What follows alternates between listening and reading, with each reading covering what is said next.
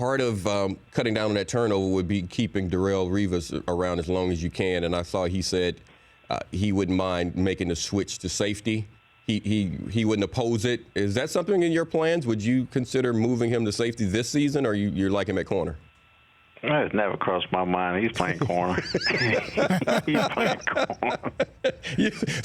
So you're saying somebody just threw that out there, and that has absolutely nothing to do with how your defense is going to be run? Absolutely nothing. What's the biggest piece of advice that you give your players when they put on that Jets uniform? Let's play hard. They got to play together. Trust the guy next to you. The biggest thing they can do is trust the guy next to them. I try to make them take over as a team because the coaches can't play anymore. The players play, and we want our leaders to take over, be it a young guy or an old guy, and play together no matter what. And if they play bad together, I can accept that. They play great together, they play great together, but they got to play together. All right. Speaking of being together, playing together, doing things together, you and Bruce Arians have been around one another for quite some time. What has his influence on your coaching career been?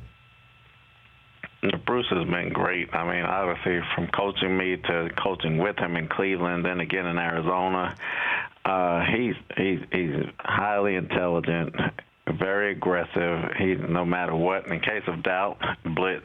That's always Bruce. In case of doubt, blitz, or in case of doubt, throw it deep. And he said, if you make a call, don't ever fear of taking it back, and you just live with it. And that style, along with his intelligence, obviously is calculated. He's taught me a lot, and not to blink. And, being around Bruce enough, he's not going to blink at anything. And he taught me that. I'm talking to Jets head coach Todd Bowles, a former teammate of mine, a guy that knows a lot about the business side of football. You also know a lot about the behind-the-scenes side of football. You had a little run-in with the Hard Knocks is going on out here, and you were involved in that.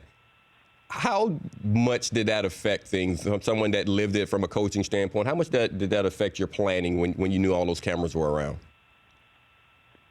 You see it initially, but once you get pissed off, it goes out the window, and you kind of forget about it. So it might last for the first 30 minutes of practice or meetings. After that, it's kind of out the window. Todd, are you a yeller and screamer at practice? I'm interested in knowing that.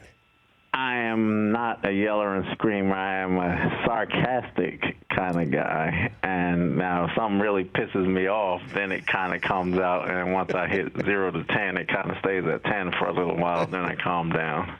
And how long does it take to get out of the Todd Bowles doghouse?